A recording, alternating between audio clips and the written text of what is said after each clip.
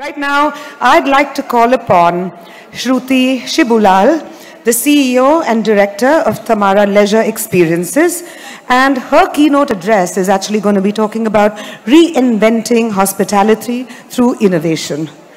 She was named the Young Global Leader of the World Economic Forum in 2017 and serves as a co-lead on the Responsible Destination Workstream of the Global Future Council for Sustainable Tourism. Ladies and gentlemen, can we have our hands for the wonderful Shruti Shibulal? Hi everyone, good afternoon. Thank you so much for having me. I don't think I've ever been to a conference with so much good energy. Yes, that's and true. And dancing. What a fun place to be My today. personal crew. Can we have a big hand for these lovely people? If all of us could have cheerleading squads like this, yes. I think we'd all be, doing pretty extraordinary things all the time, but it is really lovely. Thank you so much for having me, and thank you so much for bringing the energy, because it certainly gave me a lot of energy going into this. I feel bad that I got in the way of dancing. That's the only thing, so hopefully the dancing can continue just once I'm done. So I'll be speaking a little bit about the hospitality industry. Is there anyone from the hospitality here today? Oh, a few. Okay, great. So I'll be speaking about the industry, but I'll also be speaking more generically about business and how to really think about business in a bit of a fresh way. That's in the way of bridging people, planet, and profit. So typically in business, what we've heard, what we've learned in business school is to really just think about profit. And that's really how businesses are defined. Think about, what you're spending, what you're making, and how you can optimize further on the profit side. There is this idea called the triple bottom line that was introduced several years ago, and stakeholder capitalism, which is another sort of a similar concept, which is really in the idea of thinking about business as a more holistic agent. So really thinking about it as a way of bringing about social impact into the world. And so the way that we do that is by considering that profit is one part of a business, one extremely important part of a business, something that has to exist to be successful in order for us to be resilient to survive. But we also must think about business as agents for bringing about good in terms of the people that we impact and the planet on which we exist. Hospitality is an industry that I've been in now for a little over a decade, and it's known as a very wasteful industry. We spend a lot of energy, water, we use up a lot of, we waste a lot of food. We're not known to have the best people practices, and that's a global phenomenon. And we're notorious for our attrition rates. And a large part of why that happens is because the policies that exist and the way that we invest, especially in the young people coming into our industry, is not very strong. So when I entered the industry, I really thought that there needed to be a better way in which we functioned. One that really thought about this idea of looking at people, planet, and profit. So the way that we really get started with that idea is to really, it starts with leadership, right? So the leadership has to have this in their head, that whatever business you're in, that we have to be thinking about not just this one aspect of business, but all of these three. And we also have to come out with values that are really important to us as an organization. So for us, we have several values, of course, thinking, the kind of hospitality that we provide in terms of the service, but we also really think about very strongly about who we are and how do we enhance employee experience, how do we invest in our people, how do we invest in the communities in which we exist, and on the environment in which we exist. And so we've created very strong value statements that we live every day and that we create strategies around. We also spend a lot of time investing in employees. It starts from the very beginning of the life cycle. So when somebody joins us, how do we bring them into our organization? How much training do we impart to them? And how do we then value them as part of our ecosystem and as people who are really invested in the growth of the organization? And the last thing is about culture. I was just actually having a conversation about this maybe an hour ago. You know, we're an organization that has scaled quite significantly over the last years. Just the last 4 years, in fact. We've grown nearly 10 times in terms of revenue between 2018 and 2023. So, you know, in 5 years, 10 times growth, it's a huge amount of growth. It's an extremely positive thing. What has also happened is that we've gone from a workforce of about 100 or so to more than 700. How do you impart the same culture in those 700 people that, you know, when you started with 100 just 5 years ago? That culture has to permeate, right? And are you willing to lose that as you scale is a question that I think every business, every startup particularly needs to address. As they're growing, right? What, at the expense of growth, are you sacrificing culture?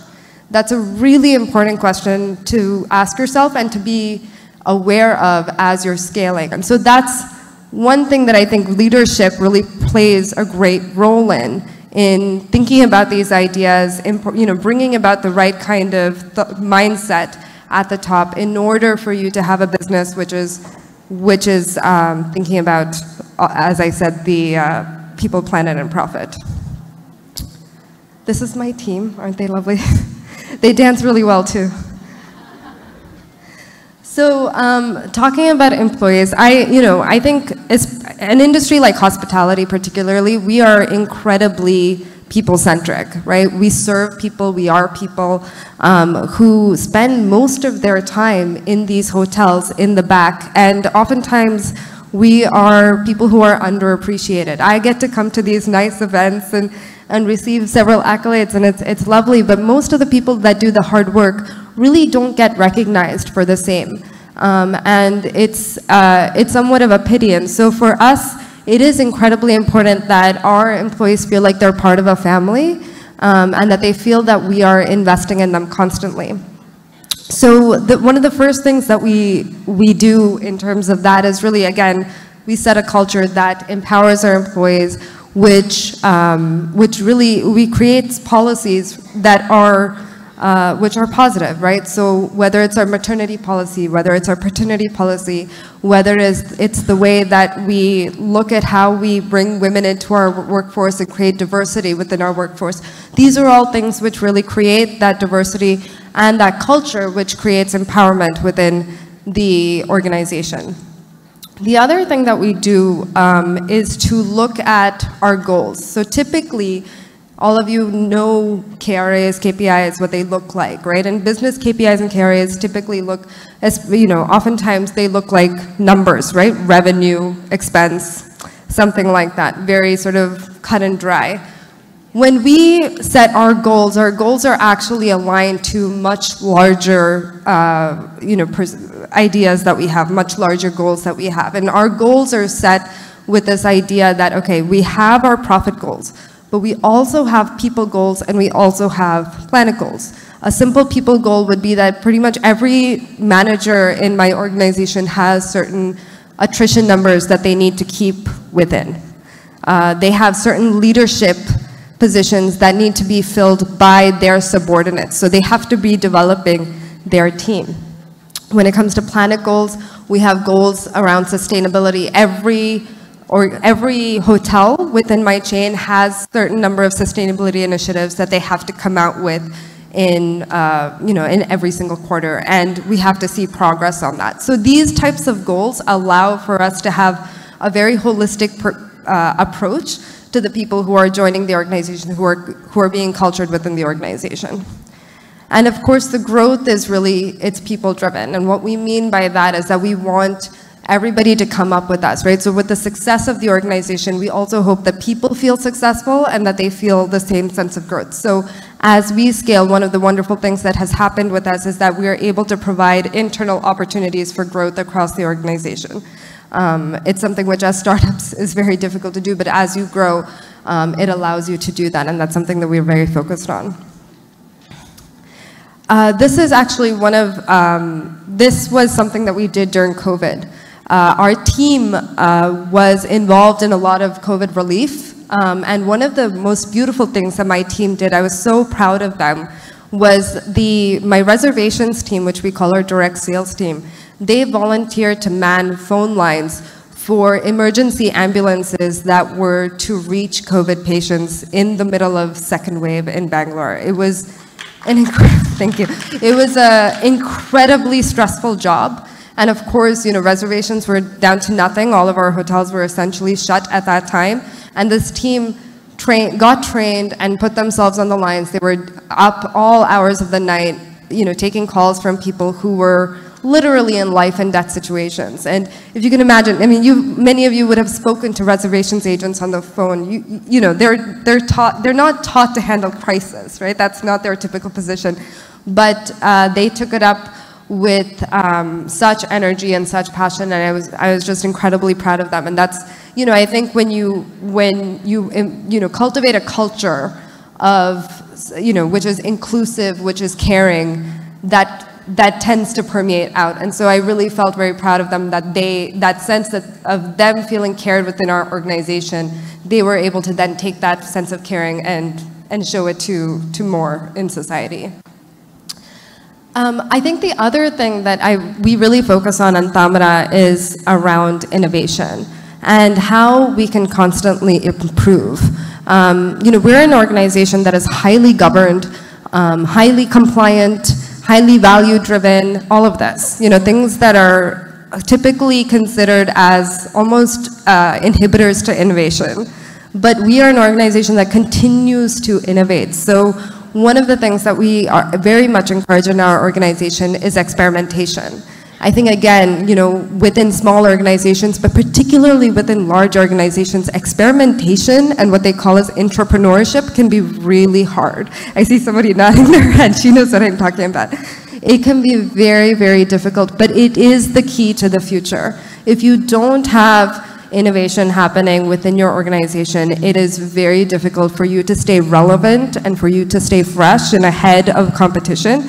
And it is something which needs to be encouraged. And what I mean by encouragement is that it has to be okay to fail. And that's something that we try to make very clear in our organization. It is okay for you to fail, but you should try. And that has led to a lot of success. It has led to a few failures as well, but those are failures that we are willing to swallow and to move on from. We also do, of course, and this was particularly important during COVID, is we've worked a lot on using innovation to bring about cost rationalization, which is, we all know is essential to business. And then, of course, community engagement, like what you would have seen in the previous photo. One of the side effects of having a team who is invested in the local community is that they feel an incredible sense of purpose. And I must say, one of the things that I felt most significantly as a driver for young people, Gen Z, millennials, into entering the workforce today is that they want not just to have a good position, a good role, all of that, but they want to feel a sense of purpose when they come to work, right? They want to know that they're working for some greater good. So when I talk about responsible hospitality in our organization, people are able to really sense that sense of purpose, sense what we're going for, and it has really ensured that we are able to attract an aligned community of employees to join us. And similarly, it has also helped us build a community of guests, customers who really understand us, who are really coming in to each of our properties. And the last thing is something which sounds really dry, process-driven growth, but it is something which is incredibly important. And I think, again, a lot of innovation has gone into how do we make things how do we make it more efficient? How can you bring technology to make things better? Again, hospitality is an industry where technology has always sort of been, almost like a burden. People find like it really is kind of an annoyance, but you can also use technology for several wonderful things when it comes to enhancing guest experience, enhancing employee experience, enhancing your processes. And so that's another place where we've really invested in innovation, and again, leads to this whole idea of being able to think about our business more holistically within the people, planet, profit framework. This is one example of how we've worked with the community, in fact. This is a photograph of an organization called Hupo on the Hill. They work from out in Tamil Nadu, and they create honey. They also create, I want to say, stationery of some sort, but it's all handmade, as you can see. And we sell them in our shops, in the hotels. And it's an amazing thing because not only are we providing a way for our guests to experience local artifacts and cuisine, at their fingertips when they come to visit, but it's also a way of engaging with the community, supporting a community of women who are really working very hard and, and bridging that connection. So it's been a wonderful partnership. And like this, we have several. One of my favorite examples is also, we work with a women's self-help group in Trivandrum, who supplies the minibar snacks in our hotel there. And if any of you have ever stayed in Ubay Tamara and Trivandrum, you'll see like the murka, the mixture, all of the very local Trivandrum snacks, those are made by local women. So of course they taste amazing, but it's also that our guests get to experience that as well. So what does it mean, right? I mean, I've talked a little bit of Gyan and a little bit up in the air, but I'd love to talk a little bit more about very concrete examples of things that we've done. And hopefully these will be helpful to some of you in the ways that you're thinking about your business and how you want to go forward. So one of the ways in which that we've been quite innovative, and the way that we've rethought hospitality really is in this very specific, very practical way. So we started measuring our food waste out of our main kitchen and out of our staff cafeteria many years ago. And we started just very simply putting it up on a board, on a whiteboard, what was yesterday's wastage. And just by making people aware and making people sort of, just a little bit sort of cognizant that, oh, we're wasting this many kilograms of food every day, it started to come down. And it's come down significantly, significantly. There's been a little bit of education within our staff about, what it means, like take as much as you're going to eat, generally don't waste food. But it's led to several things, right? Number one, it's brought down the wastage. Number two, it's brought down cost, right? Good for any business. And number three, it has actually, whatever waste that we were generating, we started rethinking, okay, well, does waste have to be waste, right? So all of that waste is now turned into compost, and it is either consumed internally or it is given to local farmers so that they can use it. And so we've, a couple of years ago, we actually donated about 7,200 kgs of compost to local farmers. But it's, this is an ongoing experiment as such, I would say. We're trying to get even better with it. We try different technologies in terms of our composting. We are continuously trying to innovate in terms of, can we get more local ingredients that create even less of a carbon impact, which provide, again, good guest experience. But it's an ongoing experiment, but so far this is the impact that we've had. In terms of employment, we try to maintain at least 50% of our employees from the local communities.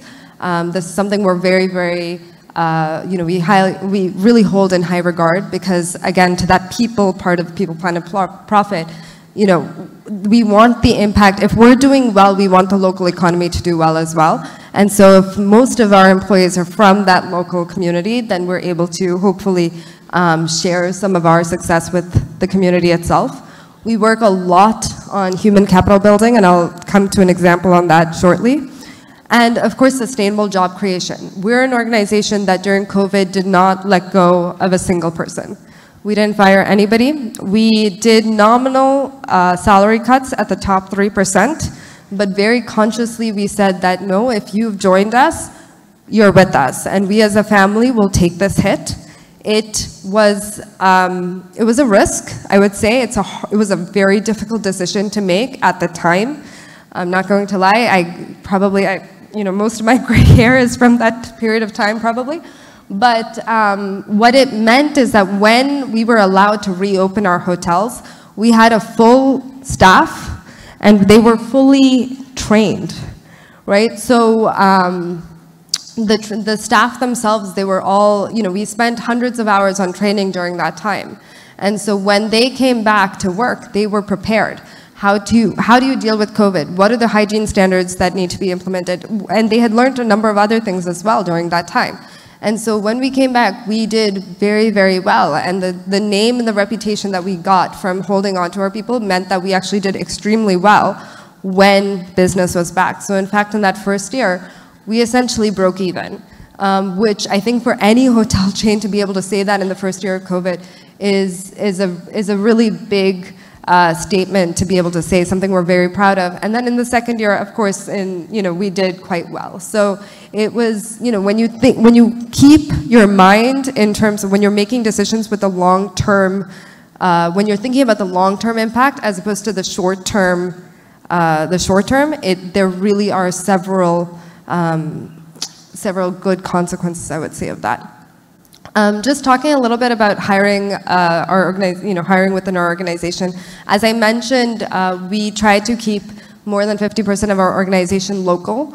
What we do is that what we realized is that a lot of these local, community members, they come with so much knowledge of what is going on in that community. And so, especially in our resorts, where cuisine, people are spending. Most of our guests are spending, 4 or 5 hours in the restaurants, hanging out, relaxing, having coffee, having food. We're able to provide a really authentic local experience for them because the community itself is local. I mentioned this. So during the pandemic, we didn't lay off anybody. And we really took up, actually it should be L&D, but we really took up training in a big way. But the other thing that we did is that we made mental health support available to all of our team. And that was something that was really important. Again, I think that our team was, as everybody was, we were all extremely stressed out. And so we were trying greatly. Our HR department really took it up upon themselves to make sure that people felt that they were not disconnected, they were being communicated with, they were still part of a family, even though they were very far away from each other. And then, of course, we, besides the counseling that was going on, we also worked with NGOs locally so that they also felt this sense of purpose, that they were doing something to help, even, from the sidelines. Sustainable job creation is something that has been something which is really important to me. And, my background is, I come from a family which is very invested in philanthropy. And so I've grown up around philanthropy and especially things around initiatives around education for several years.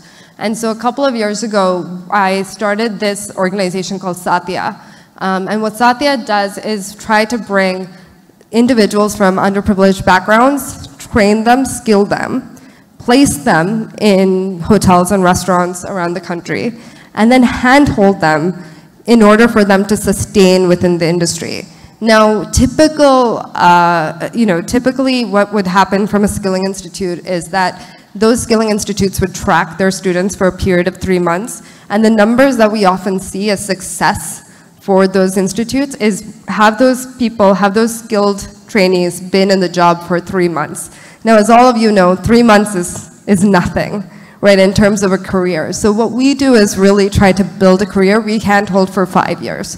And our numbers have been really staggering, actually. We've had about 80% of our kids stay within the industry, and a lot of that just has to do with simple handholding. And so the idea is that we're trying to create people, we're trying to build people, skilled people who will stay within the industry, will sustain within the industry, and will really take the industry up. It's something that we've been doing for a couple of years. We work with Wiki, and it's been a really successful partnership. We've brought several women into the industry, and we're hoping that we can bring many, many more. I spoke a little bit about the other things, when it comes to purpose. What are some of the other things that we've done, especially in regards to COVID? But some of the other things that we do is we've been active when there has been flooding, for instance, in our communities. We've allowed team members to go and volunteer during those times and help with relief efforts. We've also done a lot to do with, for instance, food donations, tree planting, cleanup drives, things like that. We encourage our team members to be really actively engaged in the community so that, again, they feel that connection, they feel like they're contributing back, and that they feel a sense of, that we're an organization that cares, right? I think finally, at the end of the day, what we want to be known as and what we'd like to portray to the world is, yes, you can do well, but you can be good while doing well, We can provide that positive impact on the communities in which we exist, the environments in which we exist, but we can also be profitable, we can be successful, and we can do all of that at the same time. And really, I hope that that is the model for future businesses which are coming up, Think about your values, think about what it is that you're setting out there to achieve, what is the kind of positive impact that you're trying to make in the world, and is your business being created in a way which is sustainable, which will be able to accomplish that. And as you scale, are you holding on to that? Because oftentimes I see that the mistake is that we lose that vision, The big valuations come in, a lot of funding comes in, and oftentimes that impact, that positive, that real impact that we're trying to make, that somehow gets lost, the culture gets lost. So, I hope this has been interesting. I hope it's been applicable to wherever you are in your lives. And again, thank you so much for having me here today. And, amazing energy. I hope you all get back to your dancing. And I really appreciate the opportunity.